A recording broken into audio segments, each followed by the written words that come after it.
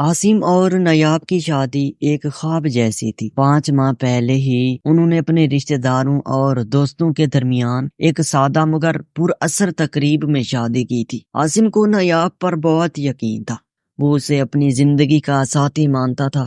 نیاب کا حسن اور سادگی عاصم کے دل کو خوشی بخشتی تھی۔ دونوں کی زندگی میں محبت اور اعتماد کی ہوا چل رہی تھی۔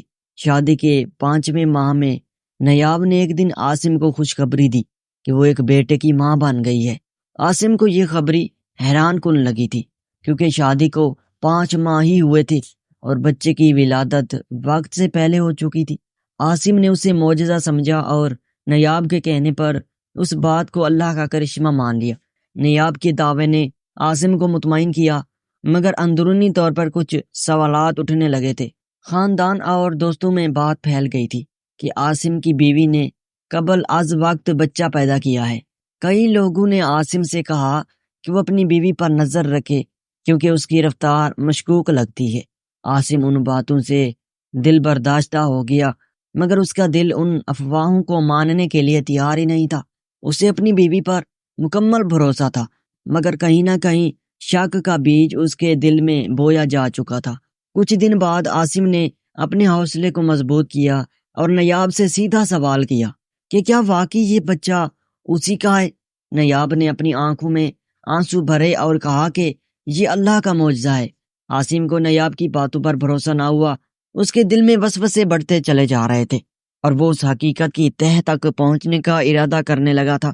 آخرکار عاصم نے ایک بڑا قدم اٹھایا اور بچے کا DNA ٹیسٹ کروانے کا فیصلہ کیا۔ نیاب کی باتوں اور محبت کے باوجود عاصم کے دل میں یہ تجسس تھا کہ کیا یہ واقعی اسی کا ہے۔ DNA ٹیسٹ نے عاصم کے سارے خوابوں کو چکنا چور کر دیا تھا۔ بچوں کا سگا باپ کوئی اور تھا۔ عاصم کا دل تو ٹوٹ گیا تھا اور اس کے لیے دنیا تاریک ہو گئی تھی۔ جب رپورٹ سامنے آئی تو عاصم کے سامنے وہ شخص آیا جو اس بچے کا باپ تھا۔ وہ عاصم کا ایک فریبی دوست نکلا تھا۔ یہ حقیقت عاصم کے لیے نہایت صدمے کا باعث بنی تھی۔ اس نے کبھی سوچا بھی نہیں تھا کہ اس کی زندگی میں ایسا دھوکہ ملے گا۔ اب عاصم کو سمجھ نہیں آ رہا تھا کہ وہ اس صورتحال کا سامنا کیسے کرے۔ عاصم کو نیاب کی بے وفائی اور اپنی دوست کی دھوکہ دہی نے ذہنی طور پر مفلوج کر دیا تھا۔ اسے اپنی محبت اور بھروسے کی لاش نظر آنے لگی تھی۔ وہ سوچنے لگا کہ اس کی زندگی کی بنیادوں کو کس طرح تباہ کیا گیا ہے۔ عاصم کا دل چاہتا تھا کہ وہ نیاب اور اپنے دوست سے ہمیشہ کے لیے دور چلا جائے، مگر ایک مسئلہ اس کے سامنے کھڑا تھا۔ عاصم کے دل میں ایک بھاری پن تھا، جیسے کوئی بوجھ اسے اندر سے دباتا جا رہا ہو۔ اس کے ذہن میں بار بار یہ سوالات اٹھتے کہ آخر نیاب نے ایسا کیوں کیا تھا؟ کیا ان کی محبت میں کوئی کمی کوتاہی تھی، یا نیاب میں کبھی اس پر اعتماد نہیں کر سکی؟ ہر لمحہ، ہر یاد، ہر لمحے کی بات اب تک ایک نیا زخم بن چکی تھی۔ عاصم کو یاد آیا کہ نیاب نے ہمیشہ محبت اور وفاداری کی قسمیں کھائی تھی، لیکن اب یہ سب کچھ جھوٹ لگنے لگا تھا۔ اس کے ذہن میں خیالات کا ہجوم تھا کہ اسے سکون نہ لینے دیتے۔ DNA رپورٹ کے نتائج نے عاصم کی زندگی میں بھونچال برپا کر دیا۔ وہ اکثر اپنے گھر کے کونے میں چپ کر کے بیٹھا رہتا اور خود سے سوال کرتا کہ وہ کہاں غلط تھا۔ ہر کوئی اسے مختلف مشورے دینے لگتا۔ کچھ لوگوں نے کہا کہ اسے نیاب کو چھوڑ دینا چاہیے، جبکہ کچھ لوگوں نے کہا کہ وہ اس حقیقت کو قبول کر لے اور آگے بڑھنے کی کوشش کرے۔ لیکن یہ اتنا آسان کام تو نہیں تھا۔ عاصم کے دل کی کیفیت ایسی تھی، کوئی ایک طرف اپنی بیوی کی محبت کو نہیں بھلا پا رہا تھا اور دوسری طرف دھوکہ دہی کا سامنا کر رہا تھا۔ اس کے لیے نہایت مشکل ہو چکا تھا۔ یہ دوہری کشمکش عاصم کو اندر ہی اندر کھاتی جا رہی تھی۔ نیاب اس دوران مسلسل عاصم سے معافی مانگنے لگی تھی۔ وہ معافی مانگنے کی کوشش کر رہی تھی۔ وہ کہتی تھی کہ اس کا کوئی قصور نہیں ہے اور وہ بھی حالات کی ماری ہوئی ہے۔ نیاب دعویٰ کرتی کہ اس کے ساتھ کوئی بڑا دھوکہ ہوا ہے اور وہ خود بھی اس کا شکار ہوئی ہے، لیکن عاصم کا دل اب ان باتوں پر یقین کرنے کو بالکل تیار نہ تھا۔ وہ یہ سوچنے لگا تھا کہ شاید نیاب نے جان بوجھ کر اس کے جذبات سے کھیلا ہے۔ رشتہ اب بھرم بن چکا تھا۔ جیسے بچانا مشکل لگ رہا تھا۔ بچے کی موجودگی نے عاصم کے لیے یہ معاملہ اور زیادہ پیچیدہ بنا دیا تھا۔ یہ بچہ جو اب اس کی زندگی کا حصہ بن چکا تھا، حقیقت میں اس کا خون نہیں تھا۔ یہ احساس عاصم کو ہلا کر رکھ دیتا۔ اس کی آنکھوں کے سامنے وہ لمحے گھومنے لگتے جب اس نے بچے کو پہلی بار گود میں لیا تھا۔ اس کی خوشیاں، خواب اور امیدیں سب ٹوٹ کر رہ گئی تھی۔ عاصم کو یہ سمجھ نہیں آ رہا تھا کہ وہ بچے کو کس نظر سے دیکھے۔ کیا وہ اسے محبت کر سکتا ہے جبکہ جانتا ہے کہ یہ اس کا اپنا خون نہیں، یا اسے بچے کے ساتھ کسی قسم کا رشتہ بنانا بھی چاہیے؟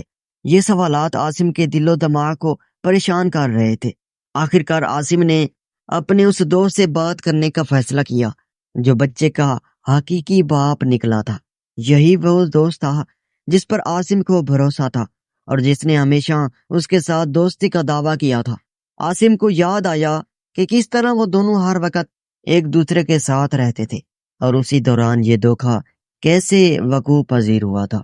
یہ سوچ عاصم کے دل کو جھنجھوڑ دیتی تھی۔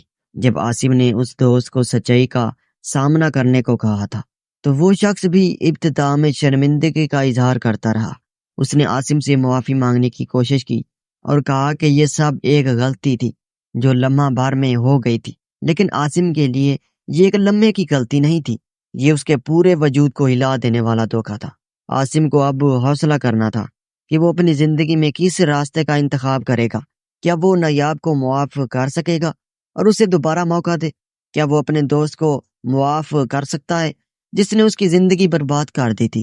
یا وہ اپنی زندگی میں ان لوگوں کو ہمیشہ کے لیے نکال دے اور ایک نئی شروعات کرے؟ عاصم کے دل میں اب بھی کچھ سوالات تھے جن کے جوابات تلاش کرنا باقی تھے۔ وہ اپنے دل سے پوچھتا تھا کہ کیا وہ باقی اس غم اور دھوکے کو بھلا پائے گا، یا یہ زخم ہمیشہ کے لیے اس کے ذہن میں، دل میں زندہ رہے گا۔ فیصلہ کا یہ لمحہ عاصم کے لیے نہایت مشکل تھا۔ بلا آخر عاصم نے نایاب کو طلاق دینے کا فیصلہ کیا۔ وہ جانتا تھا کہ اس کی زندگی میں اب اس رشتے کو مزید برقرار رکھنا ممکن نہیں تھا۔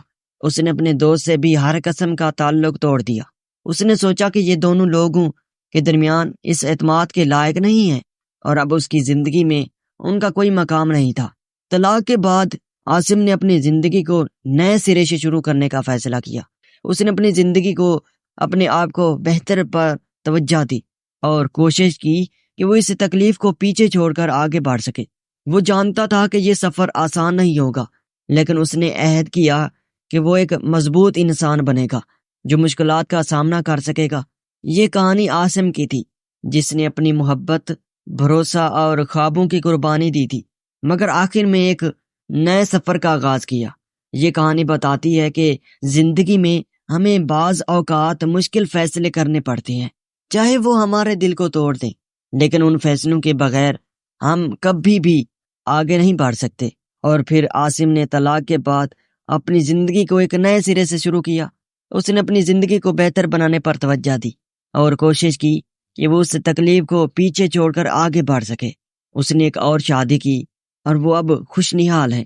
وہ جانتا تھا کہ یہ سفر آسان نہیں ہوگا، لیکن اس نے عہد کیا کہ وہ ایک مضبوط انسان بنے گا جو مشکلات کا سامنا کر سکے۔